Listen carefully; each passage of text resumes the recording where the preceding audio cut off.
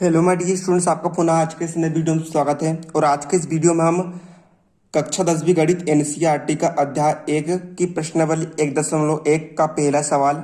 निम्नलिखित संख्याओं का एचसीएफ ज्ञात करने के लिए यूक्लिड विभाजन प्रमेयिका का प्रयोग कीजिए।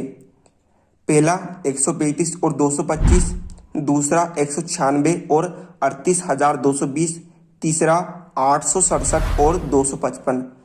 तो पहले सवाल के हम तीन सवाल को आज के इस वीडियो में सोल्व करने वाले हैं, तो वीडियो को शुरू से लेकर अंत तक जरूर देखिएगा। चले अब हम वीडियो को बिना किसी देरी के शुरू करते हैं।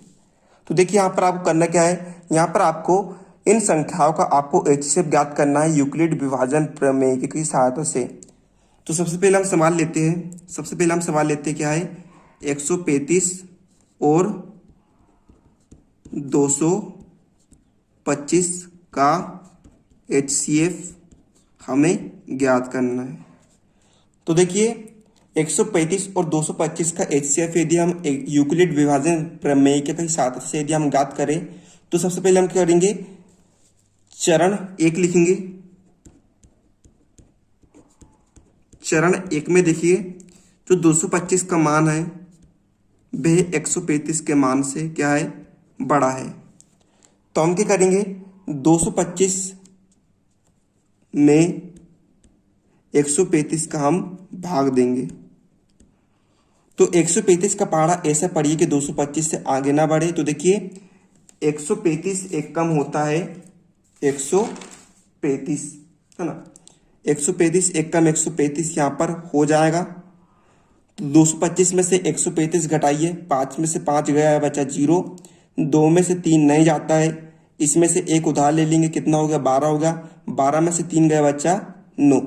2 में से इसने एक ले लिया था तो यहाँ पर बचा 1। 1 में से 1 गया, बचा 0। 0 को हम लिखते नहीं हैं। तो यहाँ पर हम लिखेंगे भाज्य 225 बराबर से भाजक 135 गुणित भागफल 1 धन शेषफल 90। हमें यूक्लिड विभाजन प्रमेयिका में चरण तब तक लगाने पड़ते हैं जब तक कि शेषफल यानी आर का मान शून्य ना आ जाए। तो देखिए यहाँ पर आर का मान शून्य नहीं आया है, तो हम यहाँ पर लगाते हैं। इसके बाद चरण 2 हम यहाँ पर लिखेंगे 90 0 के बराबर नहीं है। तो आप यहाँ पर लिख दीजिएगा आगे कि पुनः 90 और 135 में यूक्लिड विभाजन प्रमेय का प्रयोग करने पर। तो आप यहाँ पर लिख सकते हैं, मैं डायरेक्ट इसको सोल्व करता हूँ। तो देखिए यहाँ पर हम करेंगे क्या, यहाँ पर हम 135 को भाज्य और जो आपका शेषफल है 90 उसे भाजक के रूप में लिख देंगे। तो 90 का पहाड़ा ऐसा पढ़िए कि 135 से आगे ना बढ़े। तो देखिए 90 एक कम होता है 90, तो हमने यहाँ पर लिख दिया 90। 135 में से घटाइए 90, 5 में से शून्य गया, बचा 5। 3 में से 9 नहीं आता है, तो देखिए 13 में से 9 घटाएंगे, कितना बचेगा, 4। कितना आ गया आपके पास, शेषफल आ गया आपके पास 45, है ना। तो हम यहाँ पर लिखेंगे भाज्य 135 बराबर से भाजक 90 गुणित भागफल 1 धन शेषफल 45।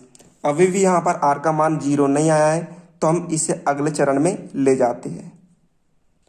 तो हम यहाँ पर लिखेंगे चरण 3, है ना। चरण 2 में आपका 45 का मान 0 के बराबर नहीं था, तो हम पुनः हम क्या करेंगे, 90 और 45 में यूक्लिड विभाजन प्रमेय का प्रयोग कर देंगे। तो 90 आपका क्या होगा, भाज्य होगा, और 45 आपका भाजक होगा। 90 हम 45 का भाग देंगे, तो 45 का पहाड़ा ऐसा पड़ेगा 90 के आगे ना बढ़े। तो 45 दूनी कितना होता है, 90 होता है। तो 90 में से 90 गया, कितना बचा, 0। अर्थात यहाँ पर शेषफल कितना आ गया, शून्य आ गया। तो हम लिख देंगे भाज्य 90 बराबर से भाजक 45 गुणित भागफल 2 धन शेषफल 0। यहाँ पर शेषफल का मान 0 के बराबर आ गया है। अतः 135 और 225 का HCF कितना होगा आपका, जो भाजक है वही HCF होता तो यहाँ पर HCF कितना जाएगा 45। तो यह आपका आंसर हो जाएगा 135 और 225 का HCF 45 है। तो यह आपका पहला सवाल सोल्व हो जाता है। इसके बाद हम बढ़ते हैं दूसरे सवाल की तरफ, है ना। दूसरा सवाल आपको दिया है कि 196 और 38,220 का HCF। तो इसको भी हम यूक्लिड विभाजन प्रमेय की सहायता से ज्ञात करेंगे। यूक्लिड विभाजन प्रमेय का हम प्रयोग करेंगे। तो देखिए, सबसे पहले हम लिखेंगे चरण 1। यहां पर देखिए, जो आपका 38,220 है वह 196 से बड़ा है। तो हम 38,220 में 196 का भाग देंगे। तो देखिए, यहाँ पर आप देखिएगा, सबसे शुरू में हम लेते हैं 3 संख्या लेते हैं, है ना। सबसे शुरू में हम याली 3 संख्या ले लेते हैं। तो 196 का पहाड़ा ऐसा पड़े कि 382 से आगे ना बढ़े। तो 196 एक कम होता है 196, है ना। तो 2 में से 6 नहीं जाता है, तो एक इससे उधार ले लेंगे। तो कितना हो गया 12। 12 में से 6 गया, बचा 6। एक इसको उधार दे देता था इसने, तो यहाँ पर कितना बचा 7, है ना। 7 में से 9 नहीं जाता है, तो एक हम इससे उधार ले लेंगे। कितना होगा 17 आएगा।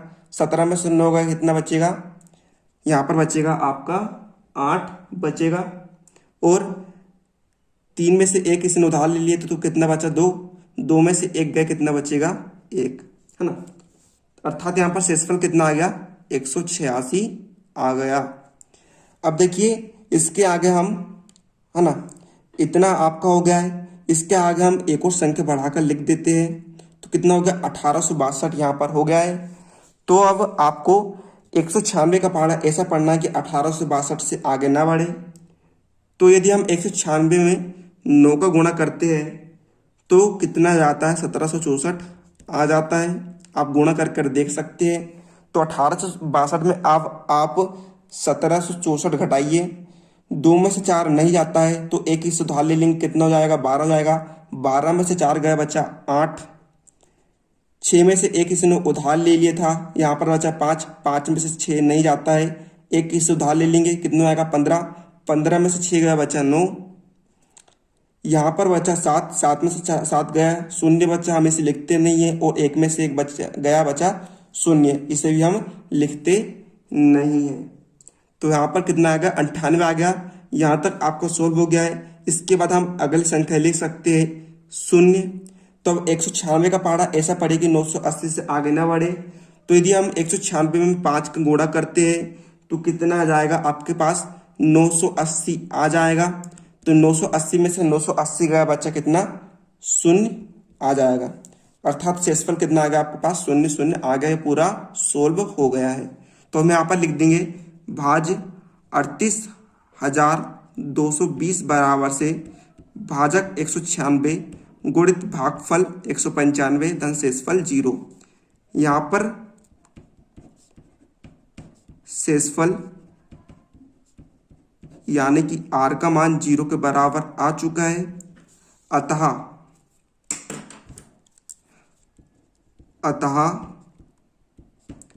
196 और 38,220 का HCF कितना होगा, जो भाजक है वही आपका HCF होगा। तो 196 आपका HCF हो जाएगा।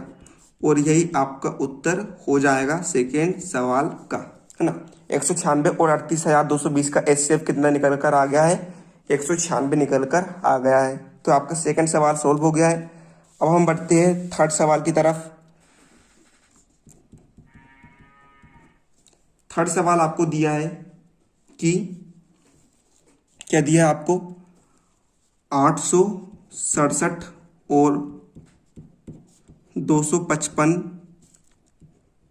का HCF ज्ञात करना है आपको यूक्लिड विभाजन प्रमेय का प्रयोग करके। तो सबसे पहले हम लगाते हैं चरण एक।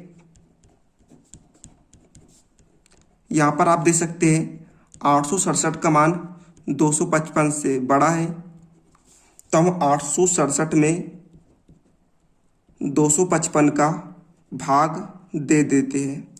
तो 255 का पहाड़ा ऐसा पढ़िए कि 867 से आगे ना बढ़े। तो हम 255 में यदि हम 3 का गुणा करते हैं तो कितना जाता है, 765 आ जाता है। आप गुणा कर दे सकते हैं। 7 में से 5 गया बचा 2, 6 में से 6 गया बचा 0 और 8 में से 7 गया बचा 1। तो यहाँ पर भाज्य 867 बराबर से भाजक 255 गुणित भागफल 3 धन शेषफल 102।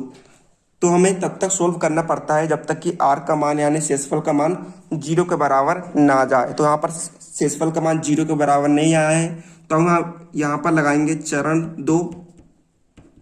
चरण 2 में हम लिखेंगे 102 का मान 0 के बराबर नहीं है, अतः 102 और 255 में यूक्लिड विभाजन प्रमेय का प्रयोग करने पर आप यहाँ पर लिख सकते हैं।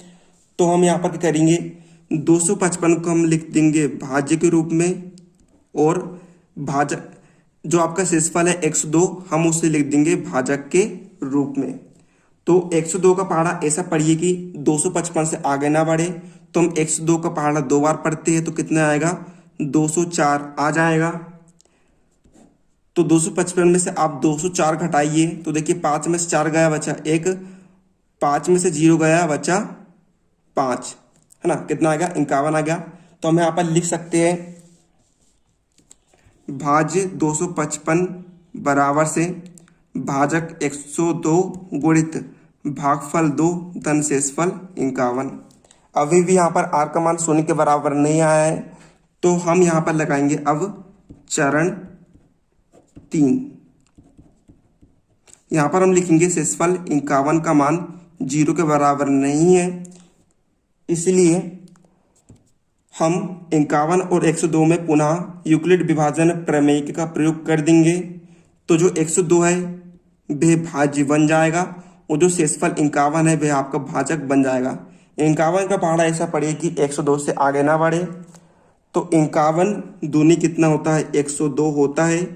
तो 102 में से 102 का बचा 0, शेषफल का मान कितना आ गया, 0 आ गया।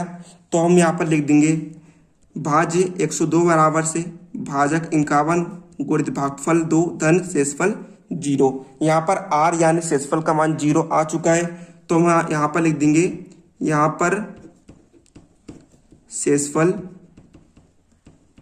यानी कि r का मान 0 है।